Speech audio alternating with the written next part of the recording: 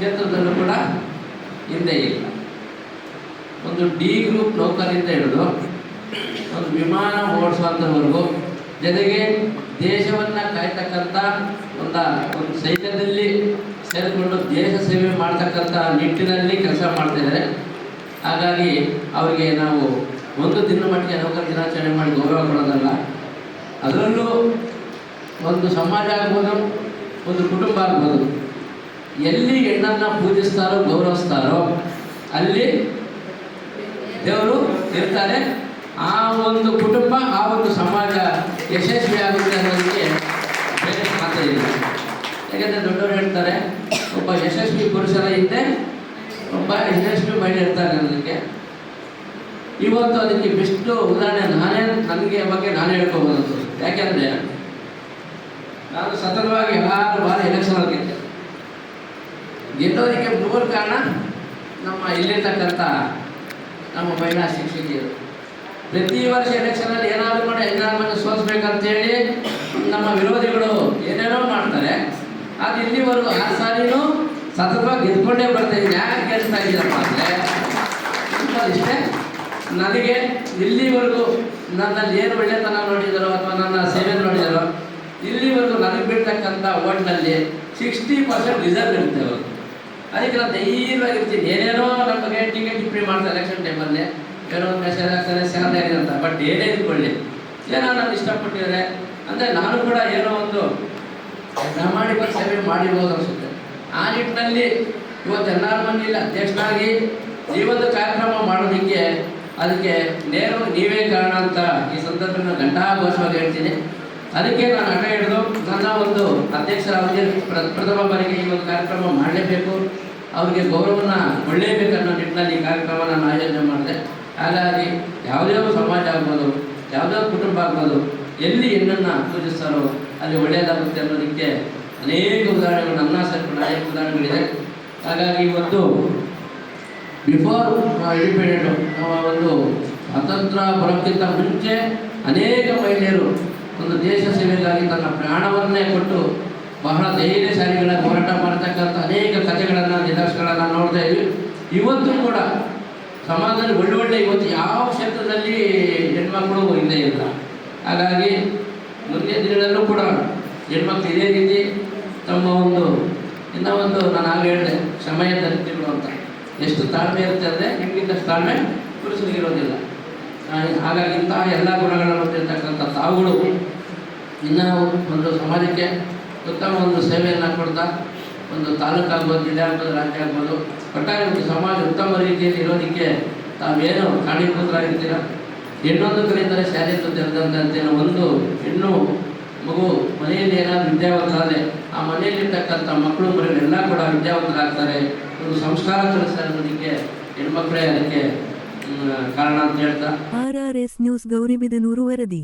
ಗೌರಿಬಿದನೂರು ನಗರದಲ್ಲಿ ಕರ್ನಾಟಕ ಸರ್ಕಾರಿ ನೌಕರರ ಸಂಘದ ಗೌರಿಬಿದನೂರು ತಾಲೂಕು ವತಿಯಿಂದ ಅದ್ದೂರಿಯಾಗಿ ಅಂತಾರಾಷ್ಟ್ರೀಯ ಮಹಿಳಾ ದಿನಾಚರಣೆಯನ್ನು ಆಚರಿಸಲಾಯಿತು. ಈ ಸಮಯದಲ್ಲಿ ಸರ್ಕಾರಿ ನೌಕರರ ಸಂಘದ ಗೌರಿಬಿದನೂರು ತಾಲೂಕು ಅಧ್ಯಕ್ಷರಾದ ಎನ್ಆರ್ ಮಂಜುನಾಥ್ರವರು ಮಾತನಾಡಿ, ಹೆಣ್ಣನ್ನು ಎಲ್ಲಿ ಪೂಜಿಸುತ್ತಾರೋ, ಎಲ್ಲಿ ಗೌರವಿಸುತ್ತಾರೋ ಅಲ್ಲಿ ದೇವರನ್ನು ಪೂಜಿಸಿದಂತೆ ಎಂದು ತಿಳಿಸಿದರು. ಈ ಸಮಯದಲ್ಲಿ ಭಾರತಿ ಜೆ ರೆಡ್ಡಿ, ಶೈಲಜಾ ಸಪ್ತಗಿರಿ, ಜಿಲ್ಲಾಧ್ಯಕ್ಷರಾದ ನಾರಾಯಣಸ್ವಾಮಿ, ಶ್ರೀಧರ್, ಕೃಷ್ಣಪ್ಪ ಎಂಎನ್, ಸುವರ್ಣಮ್ಮ ಅಧ್ಯಕ್ಷರು, ಸಾವಿತ್ರಿಬಾಯಿ ಪುಲೆ ಶಿಕ್ಷಕಿಯರ ಸಂಘ ಗೌರಿಬಿದನೂರು ತಾಲೂಕು, ಶಿವಶಂಕರ್, ಲಕ್ಷ್ಮೀನರಸಮ್ಮ ಮತ್ತು ತಾಲೂಕಿನ ಎಲ್ಲಾ ನೌಕರರು, ಮಹಿಳಾ ನೌಕರರು, ಸನ್ಮಾನಿತರು ಉಪಸ್ಥಿತರಿದ್ದರು.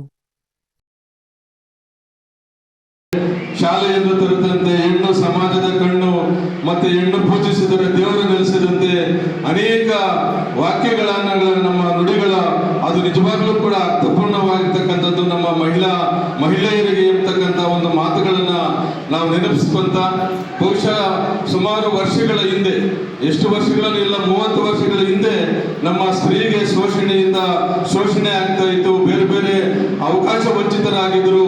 ಆದರೆ ಸುಮಾರು 30 ವರ್ಷಗಳಿಂದ ಈಚೆನೆ ಸಮಾಜದಲ್ಲಿ ಎಲ್ಲ ರೀತಿಯ ಸೌಲಭ್ಯಗಳನ್ನು ಒದಗಿಸ್ಕೊಂಡಿರ್ತಕ್ಕಂಥದ್ದು ಅಂತೇಳಿ ನಾವೆಲ್ಲರೂ ಕೂಡ ಅರ್ಥೈಸ್ಕೊಳ್ಬೇಕಾಗುತ್ತೆ. ಉದಾಹರಣೆಗೆ ನಮ್ಮ ಮನೆಯದ ಹೇಳಿದ್ರೆ, ನಾವು ಅಣ್ಣ ತಮ್ಮಂದ್ರು ಇಬ್ಬರಿದ್ದಾರೆ, ಒಬ್ಬ ತಂಗಿ ಇದ್ದಾಳೆ. ನಾವು ಓದ್ಬೇಕಾದ್ರೆ ನಮ್ಮ ಮನೆಯಲ್ಲೆಲ್ಲ ಚೆನ್ನಾಗಿ ಓದ್ತಾ ಇದ್ವಿ, ನಮ್ಮ ಮಕ್ಕಳೆಲ್ಲ ಚೆನ್ನಾಗಿ ಓದಿಸ್ರು. ನಮ್ಮನ್ನೆಲ್ಲನೂ ಕೂಡ ನಮ್ಮ ಗುರುಗಳ ಆಶೀರ್ವಾದದಿಂದನೂ ನಾವೆಲ್ಲ ಚೆನ್ನಾಗಿ ಓದಿದ್ದೀವಿ.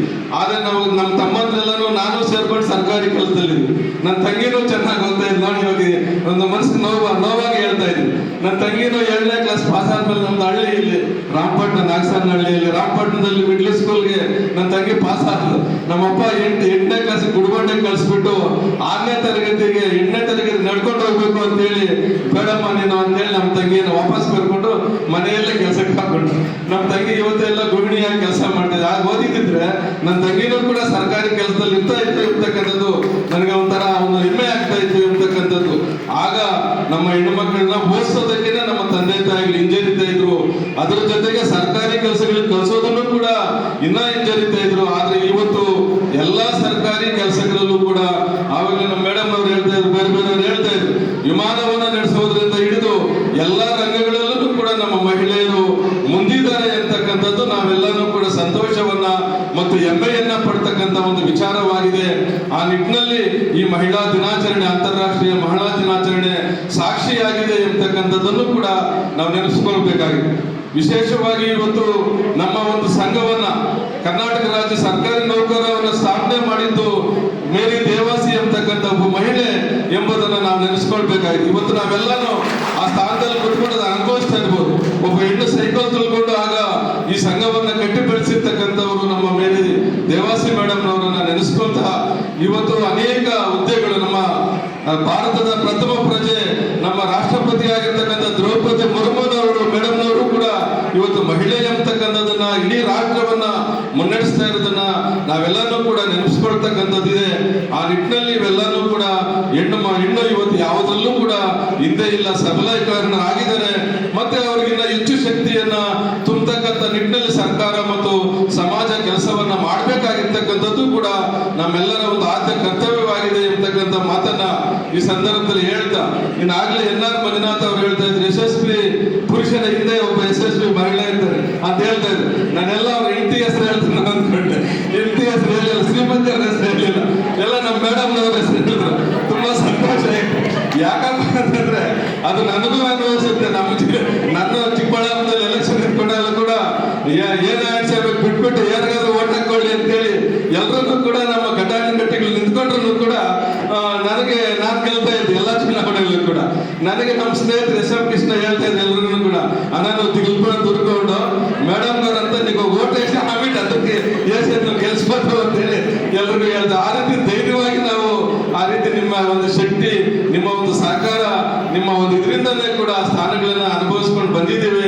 ಆ ನಿಟ್ಟಿನಲ್ಲಿ ನಿಮ್ಗೆಲ್ರಿಗೂ ಕೂಡ ನಾನು ವಿಶೇಷವಾಗಿ ಶುಭವನ್ನ ಹಾರೈಸಿ ಈ ಒಂದು ಮಹಿಳಾ ನೌಕರರಿಗೆ ಇವತ್ತು ನಮ್ಮ ಸಂಘದ ವತಿಯಿಂದ ತಮಗೆಲ್ಲ ಗೊತ್ತಿದೆ, ಶಿಶುಪಾಲನಾ ರಜೆ ಇರ್ಬೋದು, ಮಾತೃತ್ವ ರಜೆ ಇರ್ಬೋದು, ಬೇರೆ ಮೊನ್ನೆ ತಾನೇ ಆದೇಶ ಆಗಿರ್ತಕ್ಕಂಥ ಮಾನ್ಯ ಷಡಾಕ್ಷಿ ಸಾಹೇಬರ ಒಂದು ಶ್ರಮದಿಂದ ಋತುಚಕ್ರ ರಜೆಯನ್ನ ಕೂಡ ಇದೆ. ಗರ್ಭಿಣಿ ಸ್ತ್ರೀಯರಿಗೆ 6 ತಿಂಗಳ ಕಾಲ ರಜೆ ಇದೆ. ಇನ್ನ ತಮ್ಮ ಕ್ಷೇಮಾಭಿವೃದ್ಧಿಗಾಗಿ ಏನೆಲ್ಲ ಅನುಕೂಲಗಳು ಬೇಕು ಅದು ಸಂಘದ ವತಿಯಿಂದ ಸರ್ಕಾರದ ಜೊತೆ ಚರ್ಚಿಸಿ ಮಹಿಳಾ ನೌಕರರಿಗೆ ಏನು ಅನುಕೂಲಗಳು ಬೇಕೋ ಅವೆಲ್ಲವನ್ನ ಮಾಡೋದಕ್ಕೆ ನಮ್ಮ ಸಂಘ ಮುಂದೆ ಇದೆ. ಮಾನ್ಯ ರಾಜ್ಯಾಧ್ಯಕ್ಷರಾಗಿರ್ತಕ್ಕಂಥ ಷಡಾಕ್ಷರಿ ಸಾಹೇಬರು ಆ ನಿಟ್ಟಿನಲ್ಲಿ ಕಾರ್ಯಪ್ರವೃತ್ತರಾಗಿದ್ದಾರೆ ಎಂಬತಕ್ಕಂಥ ಮಾತನ್ನ ಈ ಸಂದರ್ಭದಲ್ಲಿ ಹೇಳ್ತಾ, ವಿಶೇಷವಾಗಿ ಮಾನ್ಯ ರಾಜ್ಯಾಧ್ಯಕ್ಷರಿಗೆ ನಮ್ಮ ಜಿಲ್ಲೆಯ ಪರವಾಗಿ ಮತ್ತು ತಮ್ಮ ಪರವಾಗಿ ಉತ್ಪೂರ್ವಕವಾಗಿರ್ತಕ್ಕಂಥ ಅಭಿನಂದನೆಗಳನ್ನ